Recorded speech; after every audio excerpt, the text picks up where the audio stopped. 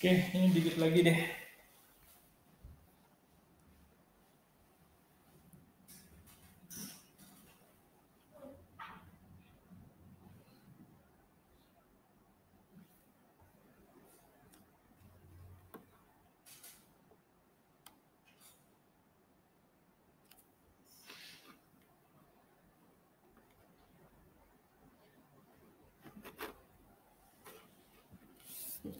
Oke, ini yang terakhir ya. Tentang mekanika sistem listrik dan transportasi vertikal. Tapi ini yang saya ambil yang transportasi vertikal aja nih. Jadi yang listriknya mungkin nggak perlu kita pelajari terlalu banyak. Jadi tentang bagaimana sih transportasi vertikal gitu. Modelnya seperti apa, keuntungannya seperti apa, kerugiannya seperti apa. Kemudian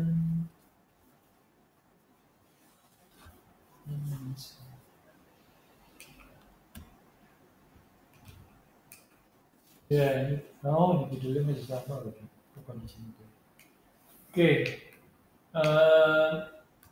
pokoknya secara teori itu ada konsumsi eskalator ya, kalau di gedung ya. Kalau di mall eskalator, kalau di gedungnya Res Building itu lift gitu ya. Jadi katakan lift dan eskalator bisa mengkonsumsi banyak energi tergantung dari perancangan, pemasangan, dan pengoperasian. Nah, makanya di sini kita menentukan lift itu juga perlu ya. Misalnya kalau di gedung yang persegi 4, itu posisi lift itu di mana biasanya? Misalnya kayak gedung ini, kenapa tuh liftnya kok di belakang? Tadi itu tambahan liftnya. Awalnya nggak ada lift. Jadi secara teori ini harusnya di sebelahnya tangga.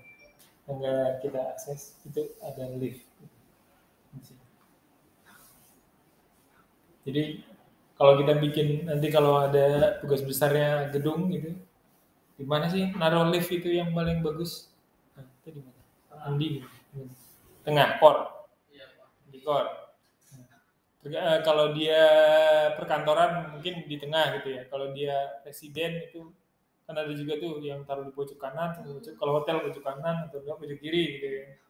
Nah, karena pasti ada pertimbangan tersendiri dia kenapa kok ada pojok kanan sama pojok kiri, terus kenapa di tengah gitu.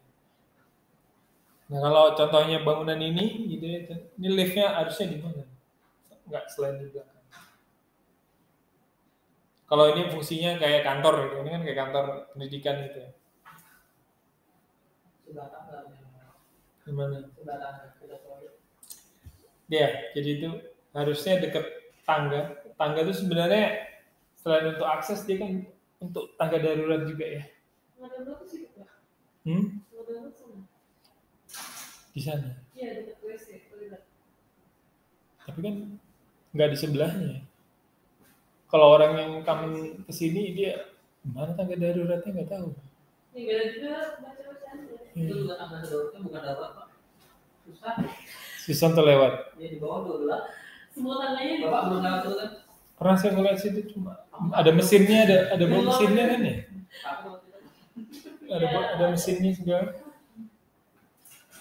Ya itu harusnya juga dibuka itu langsung keluar kalau tangga darurat, nggak masuk ke dalam ruangan lagi baru buka pintu lagi. Jadi kalau nanti dipakai studio gitu, jadi dia nggak perlu ngunci satu gedung, kuncinya itu cuma pintu situ, dia bisa orang turun ke lantai berapa. Tinggal misalnya mau dipakai mahasiswa gitu, ada dibuka pintunya, dia bisa untuk satu akses ini ruangan ini aja nggak sampai. Itu kan dia terbuka untuk semua lantai kan, tangga darurat. Oke itu tadi berarti kita di sini dilebatkan ya, jadi untuk lift dan eskalator itu nilai konsumsinya itu melibatkan perancang gitu. Jadi kita juga harus punya sedikit pengetahuan lah. Jadi tentang merancang lift ini, milih liftnya harus seperti apa, kapasitasnya juga perlu dihitung. Mungkin nanti kalau sempat saya nyoba kasih ini deh, ngasih ngitung deh kalau kita punya kasus bangunan yang ada kayak yang kemarin kita menjadi tugas itu liftnya harusnya seperti apa. Itu karena di Indonesia bangunan berapa lantai yang harus pakai lift? Ada yang tahu? Enggak. Kenapa? Jadi harus berapa lantai ke atas baru dia harus pakai lift? Jadi SNI itu ada yang ini. Jadi 5 lantai, kalau mau dikasih lantai ke-6 itu harus pakai lift. Kalau dia sampai lantai 5 aja, itu nggak apa-apa, nggak pakai lift. Jadi kenapa rumah susun itu tingginya cuma 5 lantai? Karena dia nggak mau pakai lift. Karena kalau dia harus 6 lantai, dia harus nyediain lift tuh. Rumah susun kan untuk ini, menengah ke bawah, ya ibaratnya untuk yang orang membutuhkan rumah tinggal. Gitu. Kalau dikasih lift kan dia udah bukan rumah susun lagi. Makanya itu kenapa dia rumah susun 5 lantai gitu. Kenapa nggak bikin tinggi sekalian gitu kan? Nah itu. Ya itu. Jadi peraturan gedung ya itu. Jadi dia kalau di atas 5 lantai dia harus pakai lift. Kalau nggak pakai lift, semisal nggak pakai lift, di apa ini? Kalau nggak pakai lift, ya nggak bakal izin lah. Wajib berarti ya? Iya. Tapi kalau kenapa ada penambahan? Ini kan mungkin dulu dia cuman 4 lantai atau 5 lantai. Nih gedung nih. Terus ditambahin atas. Ya, dia tambah lift. Nah, gitu. Regulasinya gitu. Jadi mungkin dia waktu ngajuin IMB mau saya menambah 4 lantai lagi apa 3 lantai lagi jadi 9 lantai misalnya ini kan. Ya, itu harus ada liftnya. Makanya dia harus nyetir lift. Kalau yang gedung sana ada liftnya nggak? Yang kelas? Ada juga. Berapa lantai itu? 6. Sama aula mungkin. Nah iya itu kan. Oh iya ada ya kemarin buat aula yang di atas itu ya. Nah, mungkin nambah karena dia nambah aula harus ada liftnya. Kalau gedung pendidikan kan. Tapi dulu nggak ada naik tangga gitu. Nah iya dulu nggak ada kan? Aslinya. Iya. 5 lantai dulu mungkin.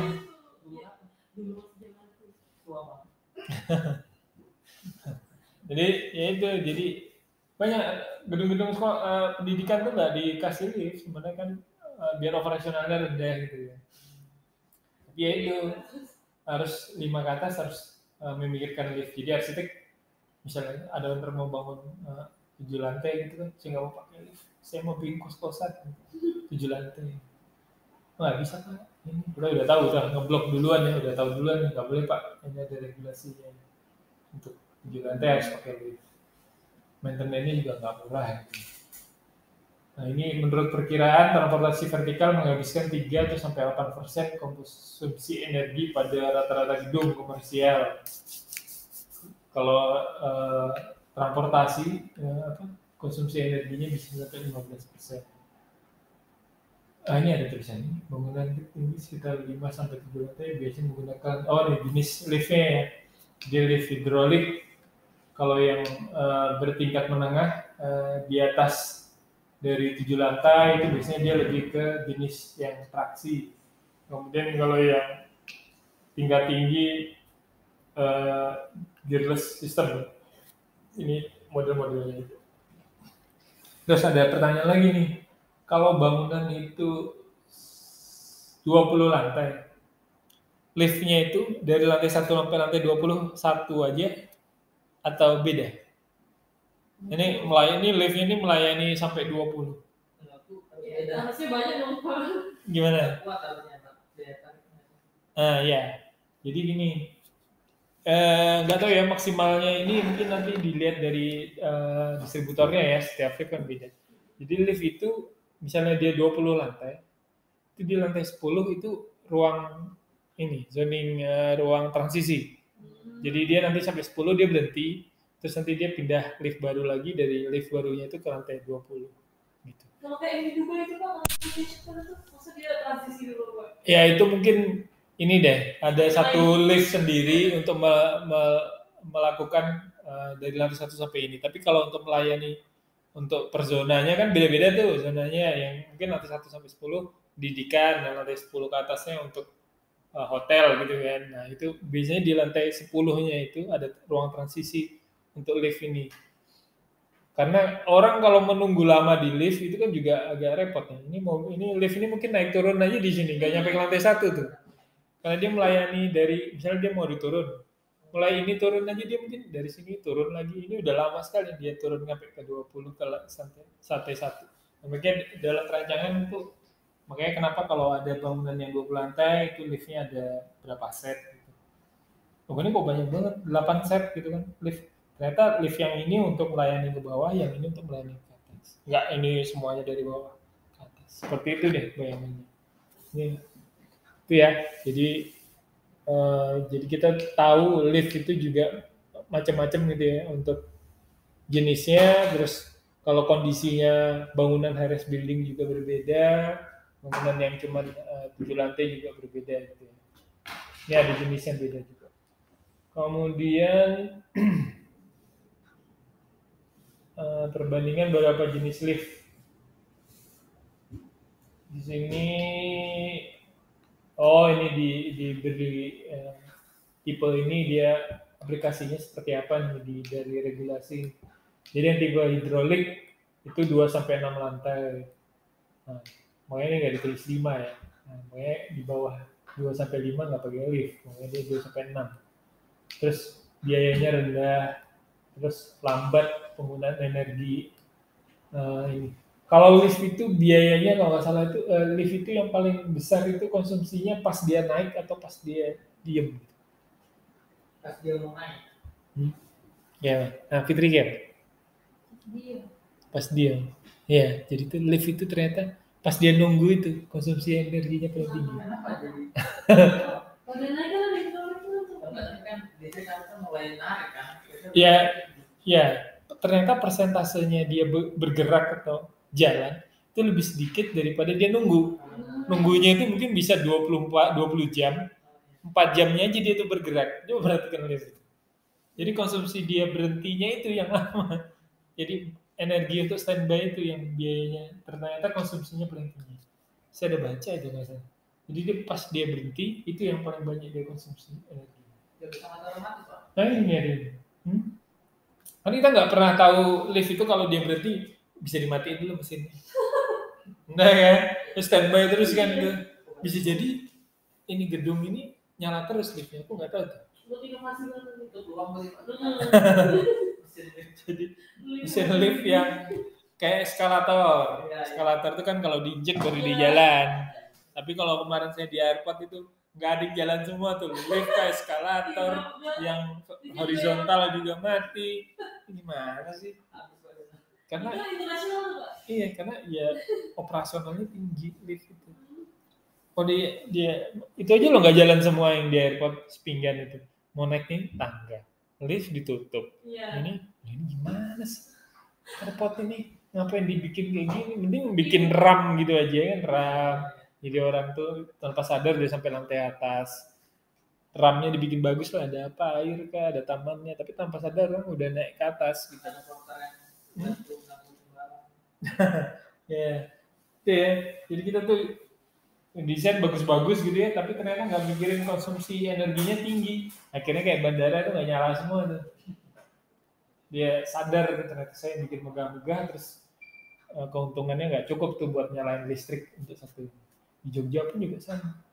Kemarin di Surabaya Juanda gitu juga. Ya rame, cuman ya mungkin karena nggak ada yang komplain atau gimana. Kan ada ruas Surabaya itu kan dari gate 1 sampai gate 13 ke 15 itu kan jauh banget kan. Nah, itu kan ada yang untuk jalan itu. Kalau mati ya repot juga. Itu ya, jadi ada yang hidrolik, jenis hidrolik untuk melayani 2 sampai 6 lantai. Kekurangannya itu lambat liftnya, penggunaan energinya tinggi, terus masalah pemeliharaan. Kemudian traksi dengan roda gigi itu 3 sampai 25 lantai, biayanya rendah, terus cepat gitu ya. Terus konsumsi energinya apa nih? Tinggi apa rendah nggak jelas. Kemudian ada lagi yang traksi mesin roomless. Ini untuk apa ya? Masalah mudah ketinggian 2 sampai 10 ini bedanya apa juga nggak jelas. Kemudian tanpa roda, kendaraan langsung. Ini ya, konsumsi energi pada saat lift tidak digunakan berkisaran 40-90%. Terus persentase eskalator 1,3 hingga 54%. Oke, jadi kita tahu kalau standby-nya lift itu energinya banyak. Kemudian persyaratan peraturan. Nah, ini ada 4, kita bahas yang nomor 4 aja. Yang lainnya bukan scope kita. Jadi semua eskalator harus dilengkapi dengan pengendali untuk mengurangi kecepatan atau berhenti ketika tidak ada lalu lintas yang terdeteksi. Udah airport sekarang sudah. Di mall yang belum ya? Mall itu jalan terus ya? Iya. Eskalatornya. Mall yang mana? Iya. Mall, iya, mana ada yang berhenti? Oh, iya, di mall benar pelan ya. Pas di baru jalan. Oh iya, dia bisa pelan. Iya, benar-benar. Yang di mall yang baru-baru udah dia pelan dulu, nanti kalau ada orang dia agak cepat. Ya, udah ada.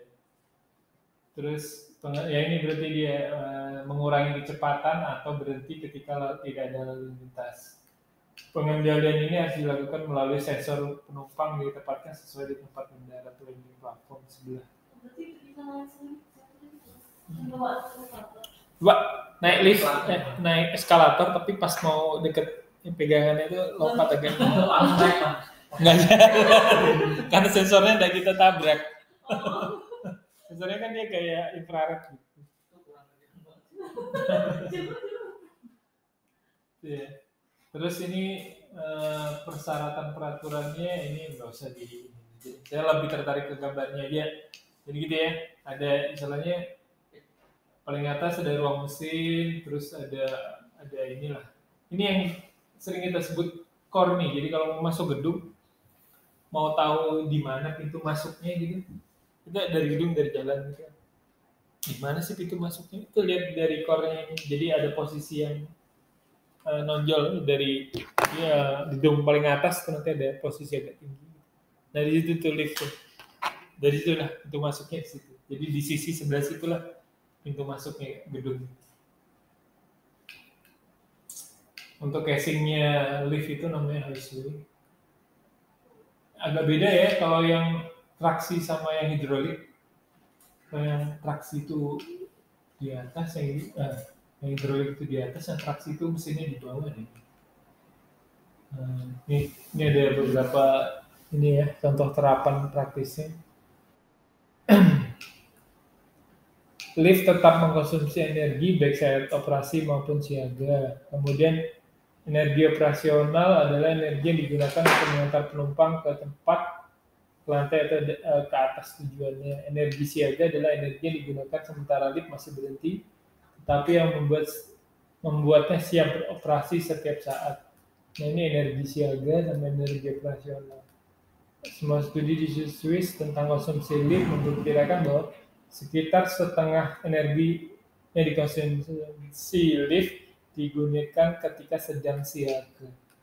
Terutama jika jumlah perjalanan per tahunnya rendah, mengeluarkan panas. Ternyata lift itu juga mengeluarkan panas ya. Jadi kita juga harus memperhatikan pengkondisian udara. Kemudian udah kepotong. Ini yang hidrolik seperti ini ya, hidrolik. Dia mesinnya di bawah. Kalau yang traksi mesinnya di atas. Bedanya itu aja.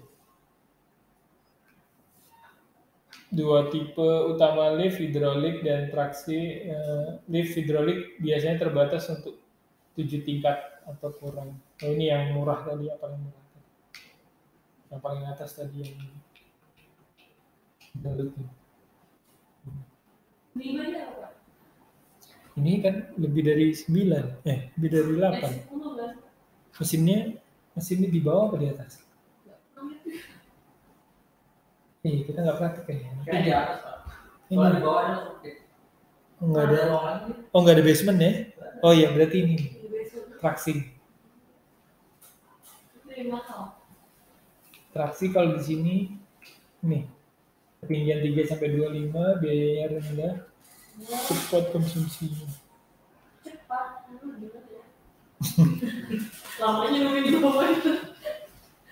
Karena sistemnya dia kalau ada orang naik, terus ada orang mencet-mencet mau naik, ya dia melayani yang naik dulu. Enggak yang lain cuma mencet Pak. Enggak, gitu. Awalnya. Jadi kamu coba dia. Ini lift ini berangkatnya dari lantai 1, terus kita di lantai 3 ini mau turun. Pencet aja. Itu nunggu dulu, nanti di lantai 4, 5 ada orang mencet mau naik, itu dia naik dulu tuh sampai melayani yang permintaan naiknya habis, baru dia turun. Dari lantai 9 ada orang mau turun, dilayani. Nanti ada orang 5, baru kita ini lantai 3 mau turun, baru dilayani terakhir. Gitu. Jadi bukan siapa cepet. Jadi, Oh, Pak, karena aku bacanya di bawah nih. iya. Dia naik lagi. Iya. Gimana ya? Karena dia melayani yang permintaan naiknya dulu sampai habis, baru ini ada permintaan turun, baru dia turun. Pas mau turun ada lantai 3, tapi dia mau naik, ya tetap Iya. ikut turun dulu dia. Oh. Gitu. Layan, pokoknya layan siklusnya menaiknya ini naik turun itu bedanya. Ini cuma 9 lantai. Ya. Kalau lebih dari 9 lah lama lagi tuh. Dia lebih cepat jalan kaki. Ini retraksi lebih hemat energi dibanding hidrolik. Oke.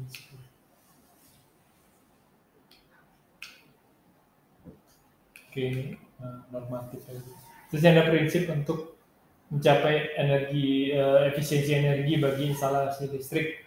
Jadi itu arsitek itu saya rangkum ya. Jadi tentukan peralatan yang hemat energi untuk sistem. Jadi peralatan bangunan yang kita desain itu peralatan yang tepat itu yang jenis apa, itu kita harus bisa lihat dari sini ya.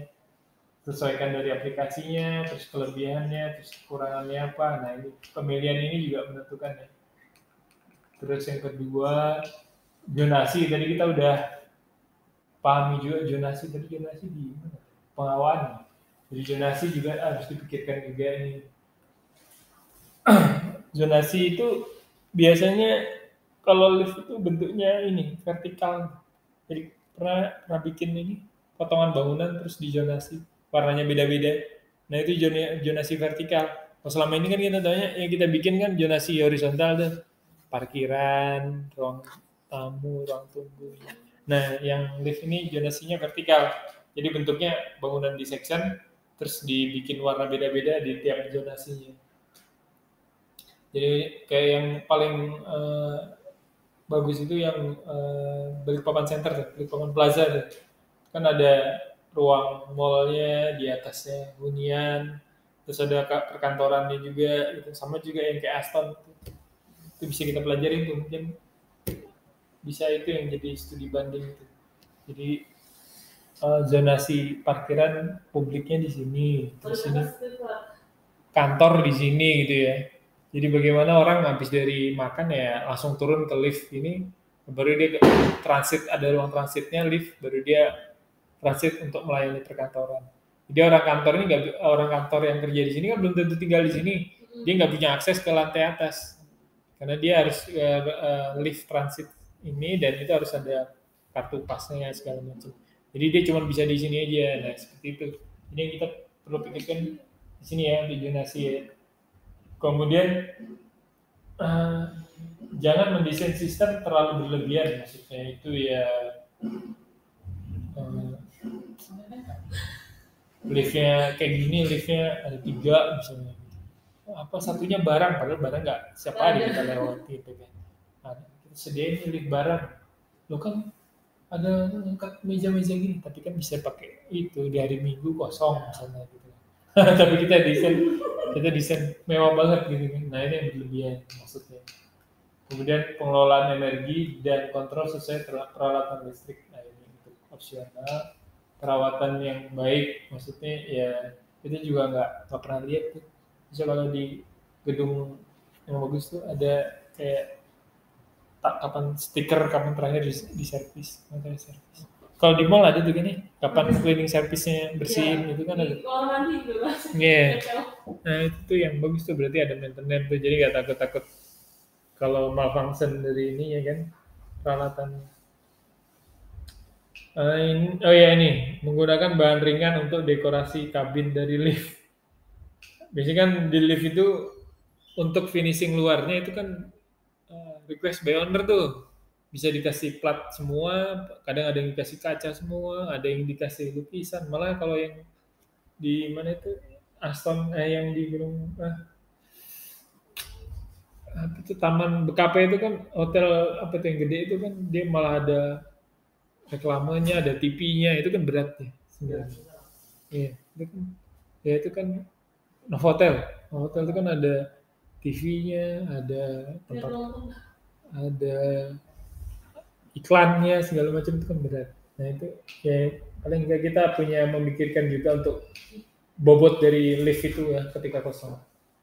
Nah ini kesimpulannya jadi kalian bisa pelajarin ini kalau nanti dapat penugasan atau nanti bekerja dapat penugasan untuk mendesain lift gitu ya. Ini banyak sekali nih SNI-nya. Jadi bagaimana merancangnya ini ada di sini. Di ini yang jadi patokan. Nanti kalau sempat nanti bikin tugas ya, bikin ini. Kalau sempat, kalau nggak sempat nanti enggak. Oke itu aja. Kalau ada yang mau ditanyain atau mau disampaikan,